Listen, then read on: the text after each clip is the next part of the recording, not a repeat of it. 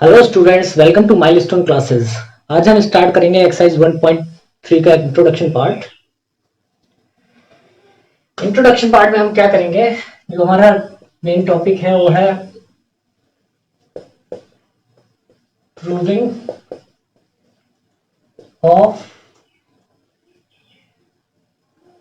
Proving irrationality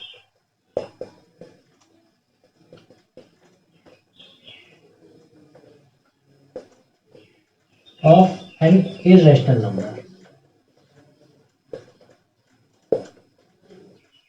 numbers। तो इस पे बेस्ड एक क्वेश्चन बोर्ड एग्जाम में जरूर आता है, 2 से 3 मार्क्स का श्योर आना ही है। तो इस टॉपिक को अच्छे से समझ लेंगे तो बेटर रहेगा, आपके 2 से 3 मार्क्स पक्के हो जाएंगे। तो कैसे करेंगे, हमें प्रूव करना है किसी इर्रेशनल नंबर को इर्रेशनल है। कैसे करेंगे समझते हैं। पहले समझते हैं इर्रेशनल नंबर क्या होता है।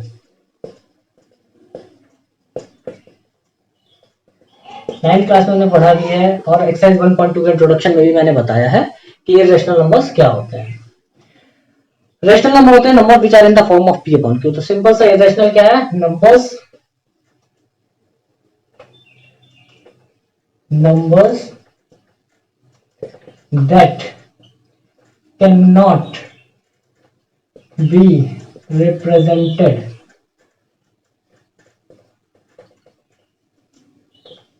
in the form of P upon Q are irrational।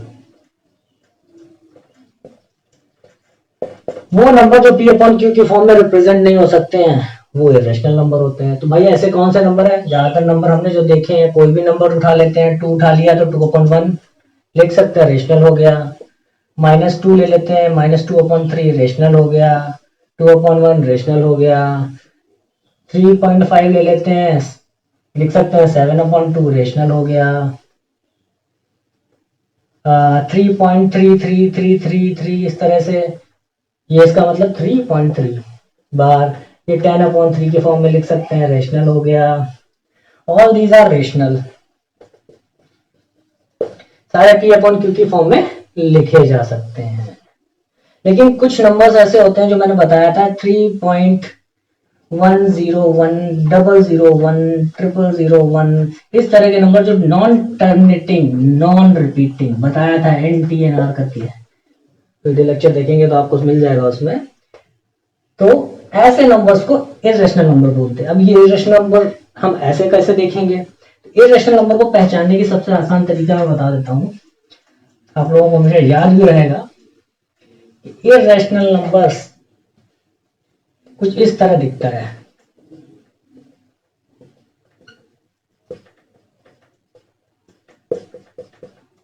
Irrational number under root में होगा और यहां जो नंबर होगा वो नॉन परफेक्ट स्क्वायर नंबर होगा।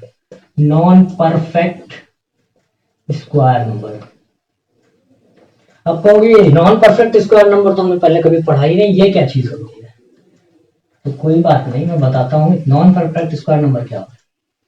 तो नॉन परफेक्ट स्क्वायर नंबर से समझने से पहले परफेक्ट स्क्वायर नंबर समझ लेते हैं। 1 का स्क्वायर करते क्या आएगा 1, 2 का स्क्वायर करेंगे क्या आएगा 4, 3 का स्क्वायर करेंगे क्या आएगा 9, 4 का स्क्वायर करेंगे क्या आएगा 16। इस तरह से 9 का स्क्वायर करेंगे तो क्या आएगा 81। इसी तरह से स्क्वायर, ये जितने भी नंबर होते हैं परफेक्ट स्क्वायर नंबर, ये स्क्वायर, ये जो नंबर्स हैं वो किसी ना किसी नंबर के स्क्वायर्स हैं। इस तरह के जितने भी नंबर्स हैं अप टू n स्क्वायर, वो सारे नंबर्स परफेक्ट स्क्वायर नंबर्स हैं। these all are perfect square numbers। 1, 4, 9, 16, 25, 36 जितने भी नंबर है जिनका स्क्वायर रूट हो सकता है वो सारे परफेक्ट स्क्वायर नंबर हैं। अब देखिए, अगर हम 1 को अंडर रूट में लिखेंगे तो क्या होगा 1 लिख सकते हैं, ये हो गया रेशनल नंबर, सिंपल। 4 को अगर अंडर रूट में लिखेंगे, भाई यहाँ पे नॉन परफेक्ट स्क्वायर नंबर होना चाहिए ना, अगर परफेक्ट स्क्वायर नंबर हो जाएगा तो क्या आ जाएगा 2 रेशनल नंबर। फिर से करेंगे 9 रखेंगे तो क्या आ जाएगा 3, ये रेशनल नंबर। तो जब परफेक्ट स्क्वायर नंबर यहाँ पे लिख दिया जाएगा तो हमें एक इंटीजर दे देगा जो कि रेशनल नंबर है। तो परफेक्ट स्क्वायर नंबर यहाँ पे अगर होगा तो वो इंटीजर बन जाएगा, और अगर नॉन परफेक्ट स्क्वायर नंबर है तो वो इरेशनल नंबर होगा। ठीक है। अच्छा, पाई भी, जैसे अब हम एक इसको समझ लेते हैं, जैसे √1 है, ये क्या हो गया, 1 हो गया, तो ये रेशनल नंबर हो गया। √2 ही रहेगा तो इरेशनल हो गया। ठीक है। √3 ही रहेगा, ये इरेशनल हो गया। √4 2 हो जाएगा तो ये रेशनल नंबर हो जाएगा। क्लियर? ये चीज समझ में आ रही होगी आई थिंक, कि जब ये रूट में रहेगा, फर्दर इसको कुछ सिंप्लीफाई या अंडर रूट नहीं किया जा सकेगा, तो वो इरेशनल नंबर हो जाएगा। क्लियर है? आई थिंक क्लियर होगा आप लोगों को।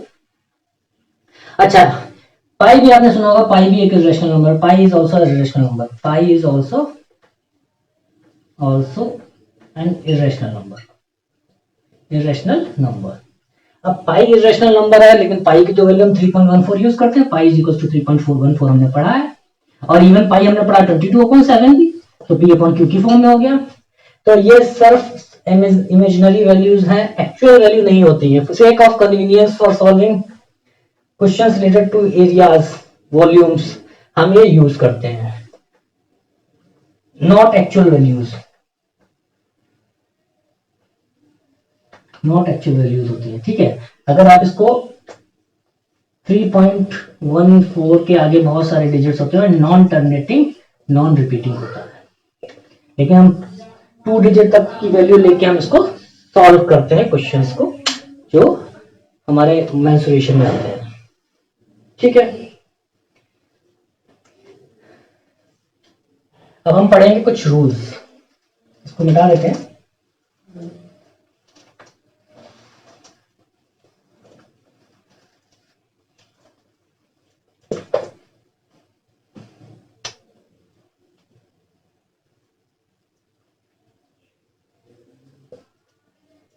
Rules of operation of rational number and irrational number.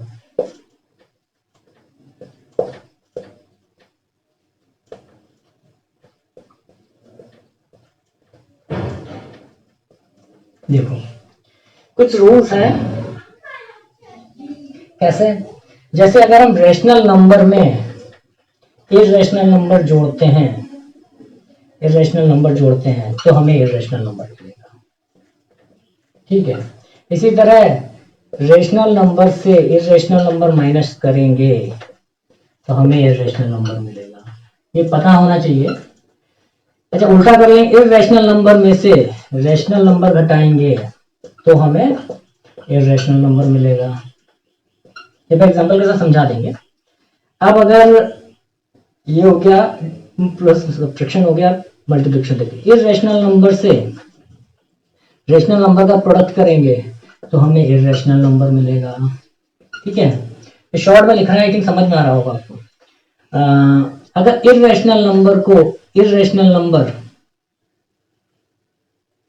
Number के साथ मल्टीप्लाई करेंगे तो हमें मिलेगा दोनों, रेशनल भी मिलेगा और इरेशनल भी मिलेगा। रेशनल भी मिलेगा और इरेशनल भी मिलेगा। कैसा मिलेगा वो समझते हैं। पहला एग्जांपल पे आते हैं। पहला एग्जांपल क्या कह रहा है, rational number plus irrational number. तो रेशनल नंबर हम लेते हैं 3, इरेशनल नंबर लेते हैं √2। तो ये 3 + √2 इज इरेशनल।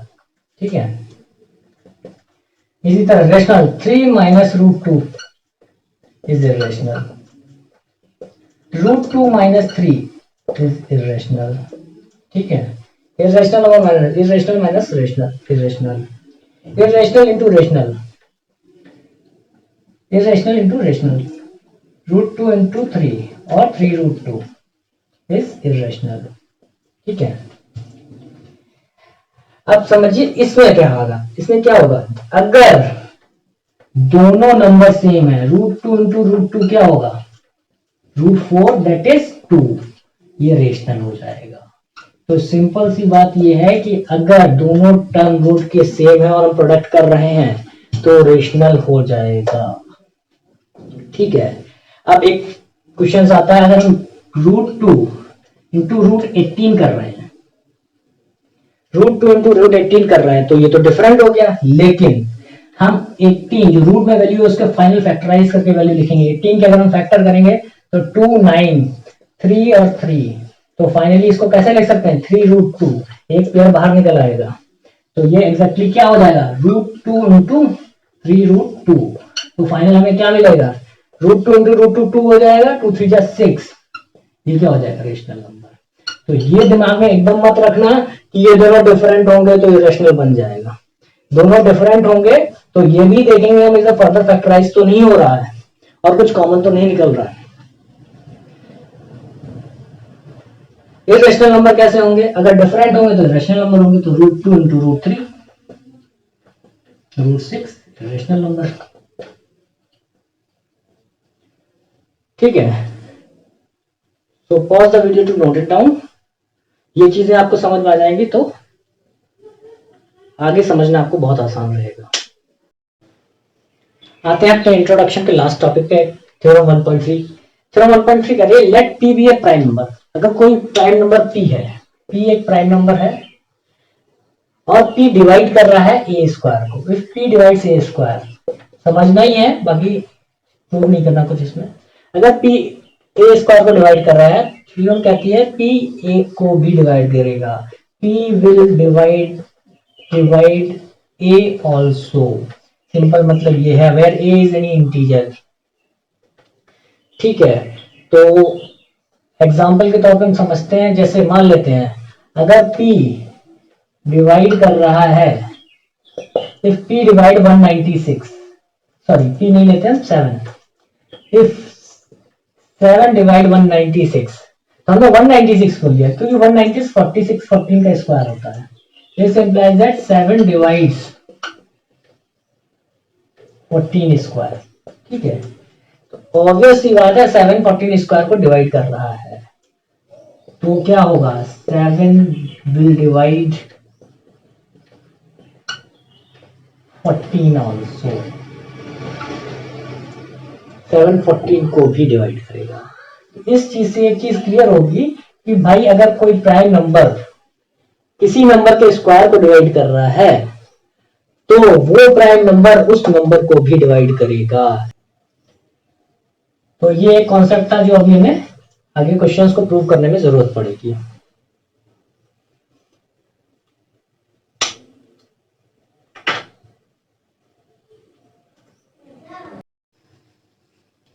चलिए, अभी तक जो इंट्रोडक्शन में पार्ट हमने पढ़ा है हम उसको अप्लाई करते हैं और समझते हैं। Prove that √3 is an irrational number, example 9।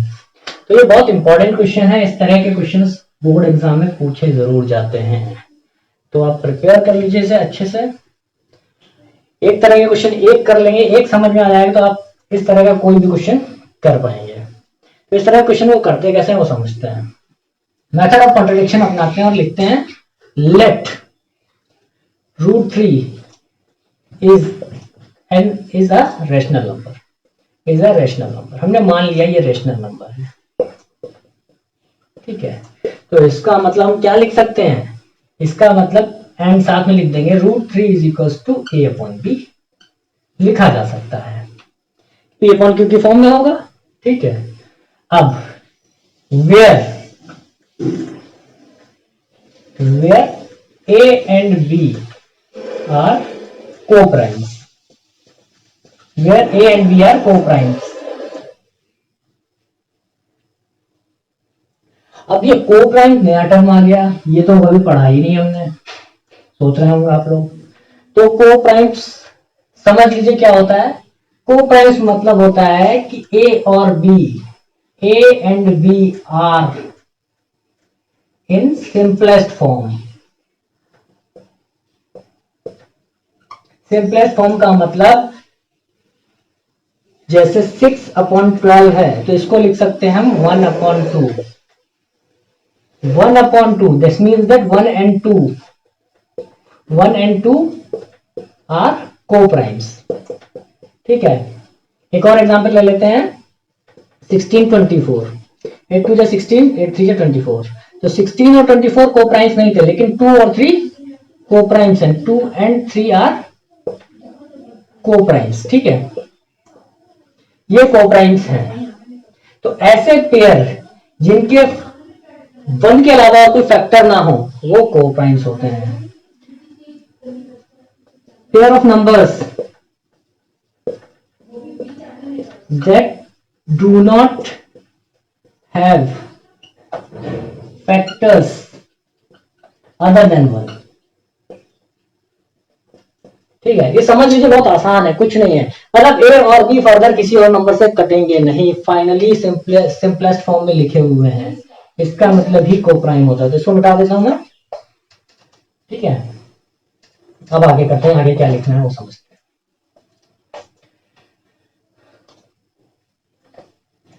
अगर आप सेक ऑफ कन्वीनियंस लिखना चाहे तो यहां पे लिख सकते हैं आर को प्राइम्स. दैट इज करके लिख दीजिए. That is A and B do not have common factor other than 1. ठीक है, तो सिंपल ये समझ में भी आपको आसानी से आ जाएगा को प्राइम क्या है, और स्टेटमेंट भी आप लिख पाएंगे कि क्या है. इसके बाद हम दो हिस्सों में इसको क्वेश्चन को डिवाइड करेंगे ताकि आपको समझ में आए. लिखना आपको नीचे ही है, स्पेस कम होने की वजह से हम ऐसे लिखते हैं और आपको समझने में भी आसानी रहेगी. हमारे पास क्या है, √3 इज इक्वल टू A/B. इसको हम कैसे लिख सकते हैं, B√3 is equal to A.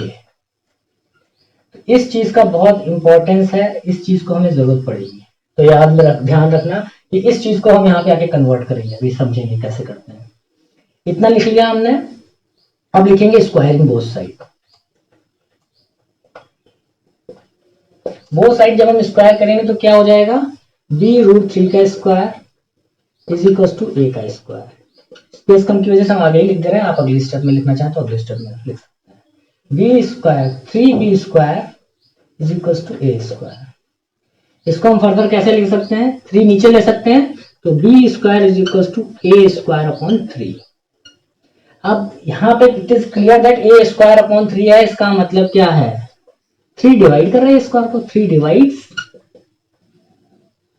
A². और हमने पढ़ा था कि if P divides A² then P divides A also. तो वही हम लिख देंगे. This implies that 3 divides A also. और इसको फर्स्ट इक्वेशन डाल देंगे. यहां पे हमारा फर्स्ट पार्ट खत्म हो गया. यहां तक फर्स्ट पार्ट खत्म हो गया. अब आते हैं सेकंड पार्ट में. सेकंड पार्ट में देखो A डिवाइड्स 3 है, 3 डिवाइड्स A है सॉरी. तो हम यहां लिख सकते हैं, दोबारा से लिखेंगे, let A is equal to 3C. अगर भाई डिवाइड कर रहा है तो A 3C होगा. Where C is an integer, where C is some integer.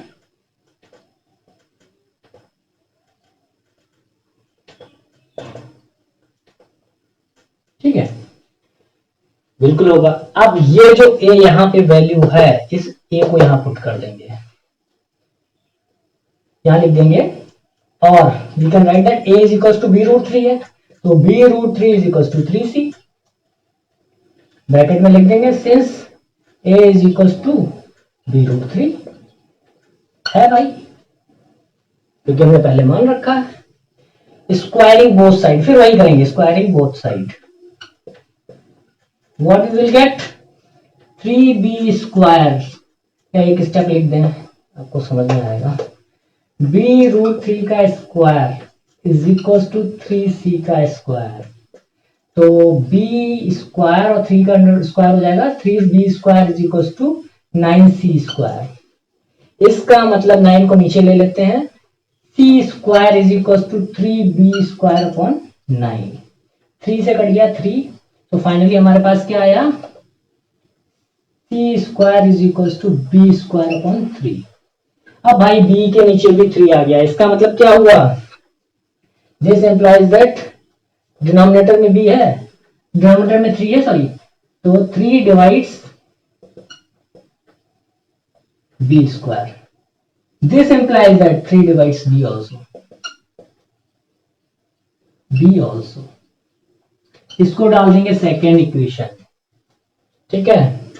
अब भाई फर्स्ट और सेकंड कहना क्या चाह रही है समझो, फर्स्ट कह रही है 3 डिवाइड्स ए ऑल्सो, और सेकंड कह रही है 3 divides B also.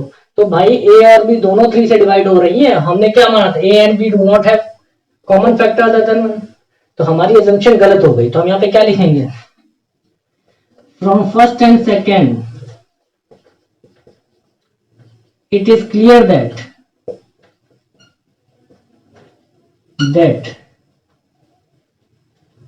both A and B have 3 as common factor,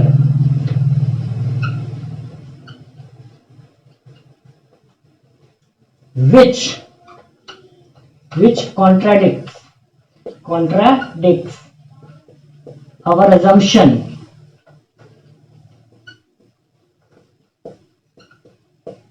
that A and B are co-primes।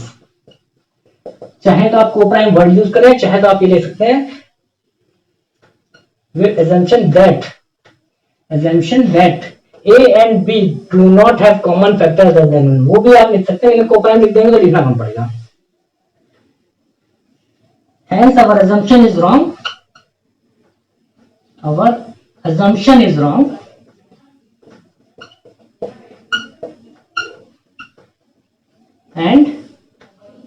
and thus √3 is an irrational number।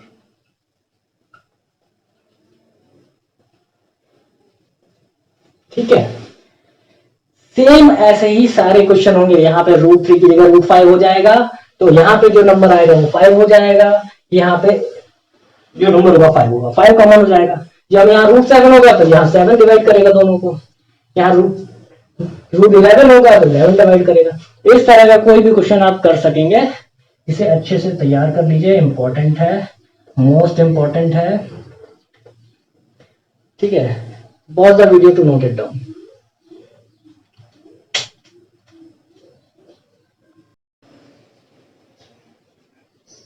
चलिए करते हैं एग्जाम्पल 10। एग्जाम्पल 10 क्या कह रहा है, prove that 5 minus √3 is an irrational number. तो हमने पहले पढ़ा था ऑपरेशंस में इस तरह के नंबर भी इरेशनल होते हैं। अब इनको प्रूव कैसे करेंगे वो समझते हैं। ये क्वेश्चन बहुत इंपॉर्टेंट रहते हैं, आसान होते हैं कंपैरेटिवली। हम कैसे सॉल्यूशन करेंगे इसका, वैसे ही लिखेंगे, लेट, कॉन्ट्रडिक्शन मेथड ही अपनाएंगे, इज अ रेशनल नंबर्स, ठीक है, and 5 minus √3 is equal to A upon B,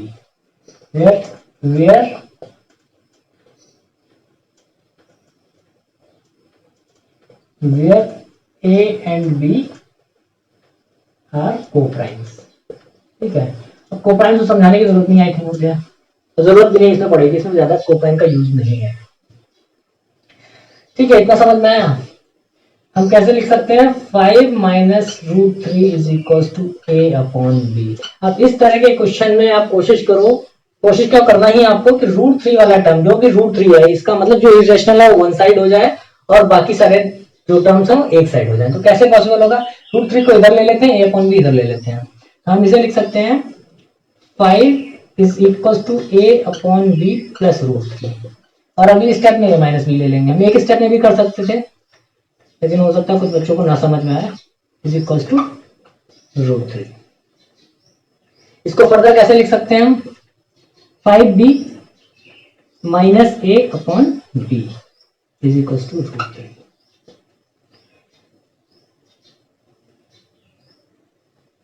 since 5A and B are integers, भाई 5 बी और ए, ये तीनों टर्म्स ए बी और 5 इंटीजर्स हैं, hence 5 B minus A upon B, या हम कह सकते हैं 5 minus A upon B is rational.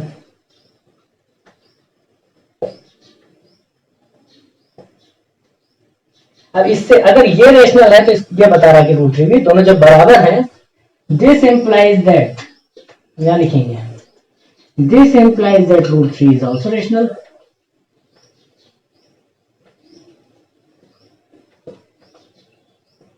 But we know root three is irrational, ये हमें पता है। अब हम ये मान के चल रहे हैं कि ये रेशनल है, अब हमें रूट थ्री को रेशनल प्रूव करने की जरूरत नहीं है इस टाइप के क्वेश्चन में। इससे पता चला ये रेशनल प्रूव कर दिया तो हम कह रहे हैं कि रूट थ्री रेशनल है, लेकिन हमें तो पहले से पता है रूट थ्री रेशनल है, तो this contradicts our assumption, contradicts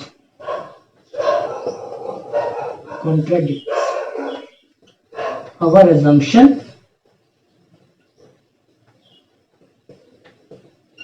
this contradicts our assumption that 5 minus root 3 is rational.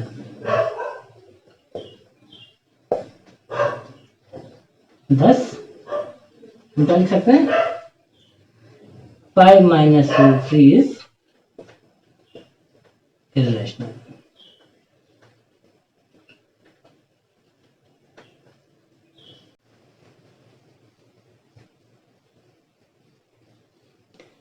आते हैं एग्जांपल 11 पे, prove that 3 root 2 is an irrational number.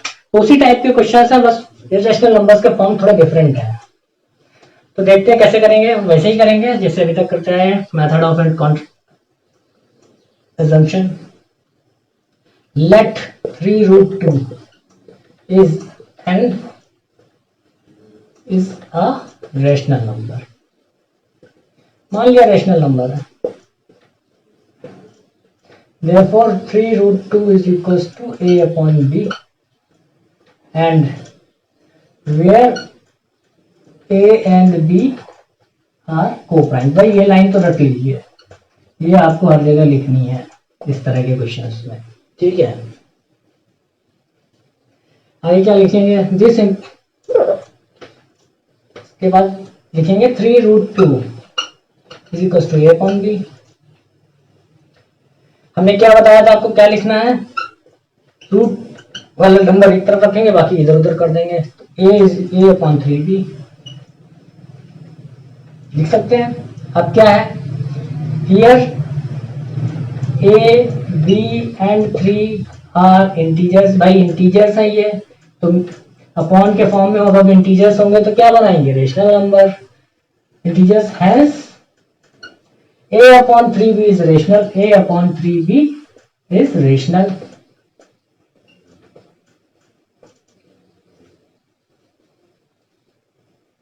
this implies that 2 is rational,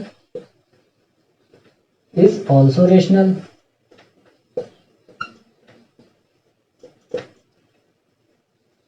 but we know root 2 is irrational, हमें पता है ये बात, root 2 is irrational number.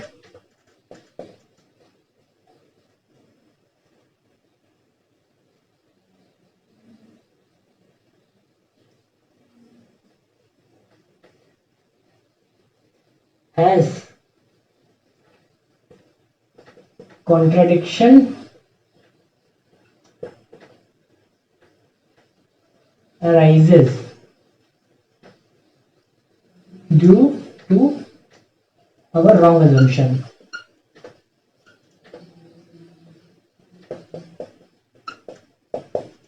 that 3 root 2 is rational, thus 3 root 2 is irrational।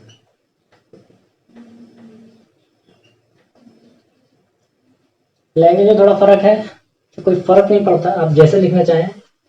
यहाँ तक हमने लिख दिया था root 2 is rational, but we know that root 2 is irrational number, hence our assumption is wrong. thus 3/√3 root 2 is an irrational number, लिख सकते हैं, ठीक है बच्चों। अब मैं चाहूंगा 1.3 एक्सरसाइज के सारे क्वेश्चंस आप अपने आप से लगाएं। कोई दिक्कत लगे आप कमेंट बॉक्स में लिखिए कि किस क्वेश्चन में आपको दिक्कत आ रही है। वैसे मुझे नहीं लगता है इतना सब पढ़ने के बाद, ये 3 एग्जाम्पल और जो थ्योरी इंट्रोडक्शन पार्ट में हमने पढ़ी है उसको समझने के बाद आप कोई क्वेश्चन ना कर पाए। फिर भी अगर कोई दिक्कत आती है तो आप कमेंट बॉक्स में लिखिए, मैं उसको देख के बताता हूँ।